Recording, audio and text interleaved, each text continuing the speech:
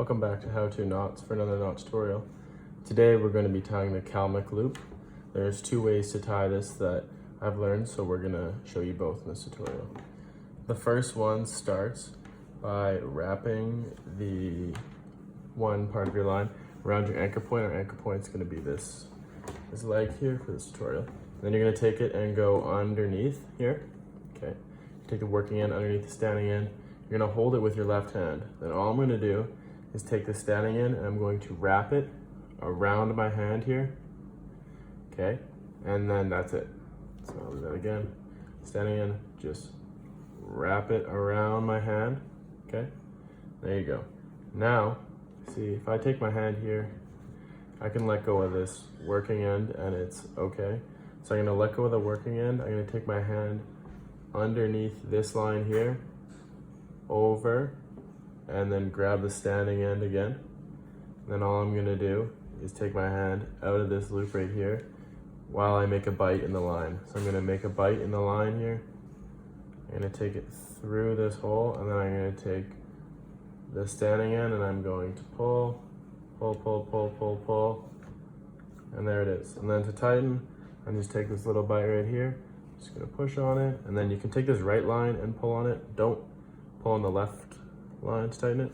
Pull the right line, and then you can push this bite here, and then there is the first way to tie Kalmyk loop. And then for these quick release knots, you can just pull on the end there, then it comes undone. So now we're going to show you the second way to tie it. Okay, so we're back, and now we're going to show you the other way to tie the Kalmyk loop.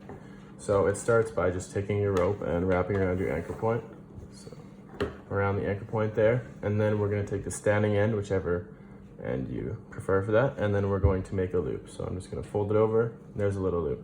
Now we're going to take the working end and we're going to go underneath and through this loop. We're not going to come from the top and go down because it won't really work very well for this knot. So we're going to go underneath and through, pull, okay, and there it is. Now we're through, and now what we're going to do is make a bite with this loop and then pull it through here so it makes two loops. So I'll show you that again. So we have our loop.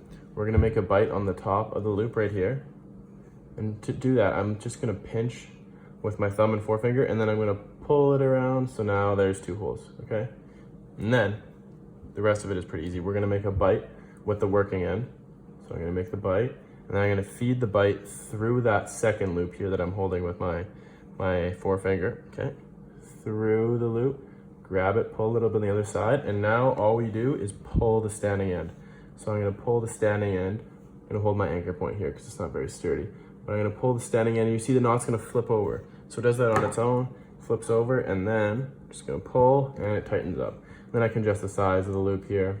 I pulled a lot of the working end through, but you don't have to use as much.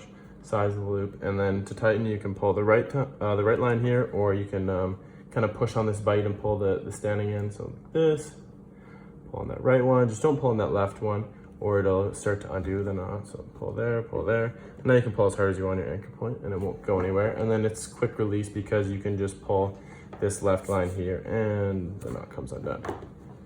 So that is the other way to tie the Kalmyk loop.